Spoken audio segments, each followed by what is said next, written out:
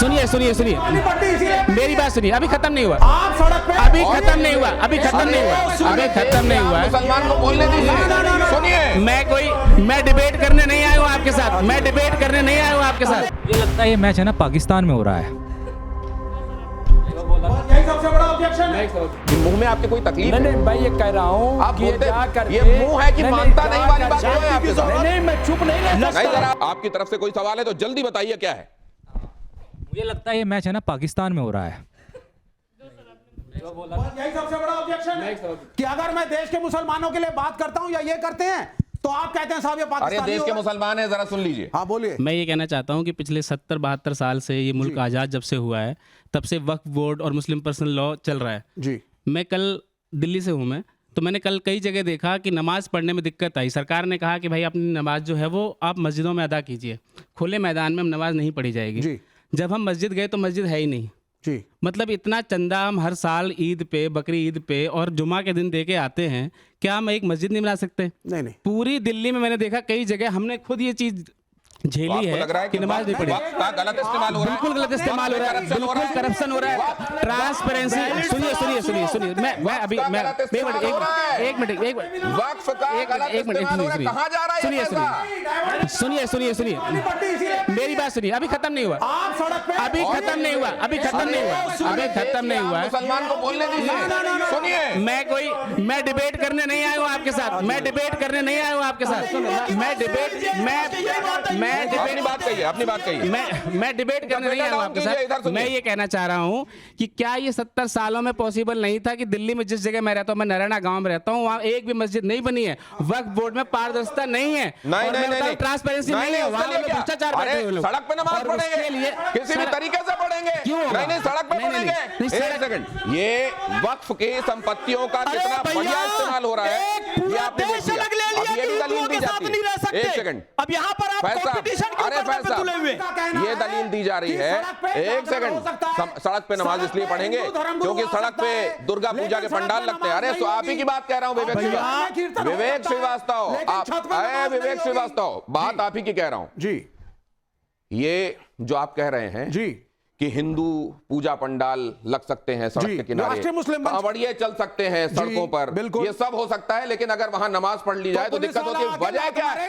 नहीं, फर्क क्या है वो भी देखिए। पड़ेगी अगर तुमने नमाज पढ़ी। फर्क क्या है? जरा एक सेकंड जरा यहाँ पर रखिए। अच्छा चलिए, ये जो चीजें बताई जाती हैं, नहीं एक सेकंड, और मुस्लिम लीग ये कह चुके थे कि हम हिंदुओं के साथ नहीं रह सकते, एक अलग देश बना लिया।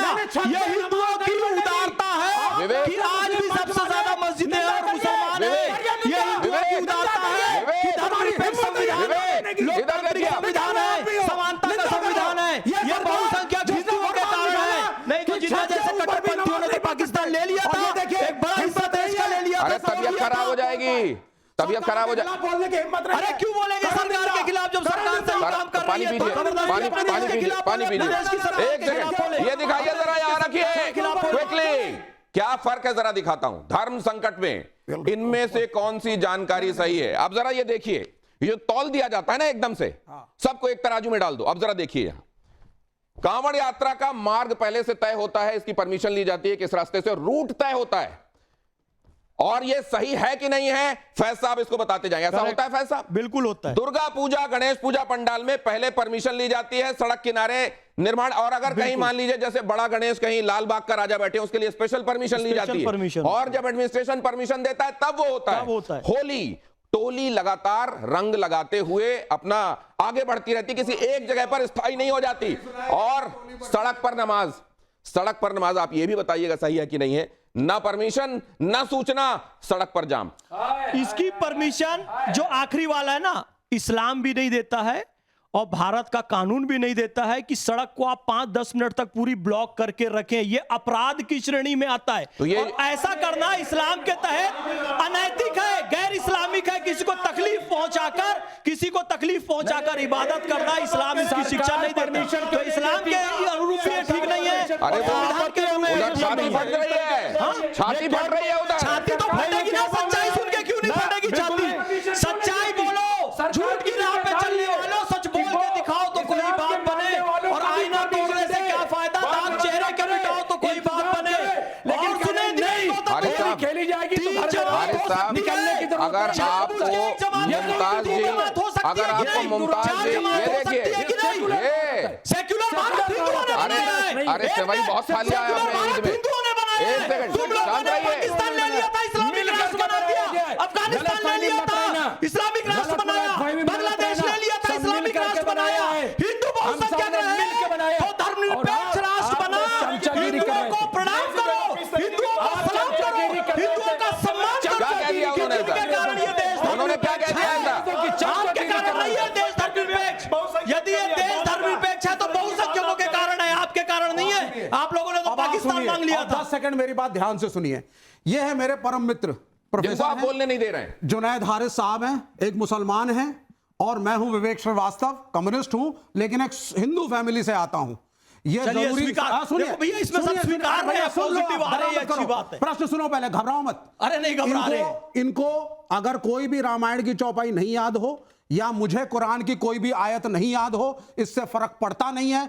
हम संविधान से जुड़े हैं, हमारी दोस्ती अटल है, सुख दुख के और साथी किसी को हैं, याद हो और यही तो है उसके- गंगा जमुनी तहजीब। और किसी जिससे को कोई याद दुश्मन हो और जिससे कोई वेद याद दुश्मन हो, कुरान याद हो तो बिके आपके हुए सीने पे हो। साथ ठीक है, बिके हुए हैं, ये ठीक है, बताइए। आइए, आइए, हारिस साहब आ भी नहीं रहे थे आपके यहाँ बुलाने पर। वो बड़े मुश्किल से आए, उनको बोलने तो दे नहीं रहे आप, वो बोलने तो दे नहीं रहे। नहीं नहीं, ये अरे बताइए, एक जब सेकंड, एक सेकंड। हिंदुस्तान की मूल संस्कृति की प्रशंसा होती है, आप में तिलमिलाहट क्यों होती है? आपके सीने पे सांप क्यों लगता है? राम कृष्ण जी, शिव जी से आप नफरत क्यों करते हैं? भारतीय संस्कृति के खिलाफ एजेंडा क्यों चलाते हैं? शांति। चाइना को क्यों पूछते एक हैं? सेकंड। मौत से तुम और मार्क्स की थ्योरी फेल हो चुकी है। राम राज्य चल रही है। फैज साहब, और मैं चाहूंगा एक सेकंड, श्लोक पढ़ने लगे तो बड़ी अच्छी बात होगी। मुमताज एक बड़ी सेकंड, नफरत है एक आपको सेकंड श्लोक प्लीज, से, बड़ी नहीं, सीने हमें पे नफरत तिलमिलाहट नहीं हो रही है है। श्लोक मैं से। खुद ही पढ़ रहा हूं। थोड़ा शांति लेकिन पाठ कर ड्रामे से नफरत दीजिए, है। थोड़ा शांति पाठ हो जाना चाहिए। मुझे लगता है कुछ चलो, ज्यादा हो गया। सब मैं चाहूंगा आप भी साथ करेंगे। दें, थोड़ा शांति पाठ हो जाए। पाठ करेंगे, हाँ। चलिए। धार्मिक थोड़ी हो जाते हैं। चलिए सब करेंगे एक साथ शांति पाठ। ओम देव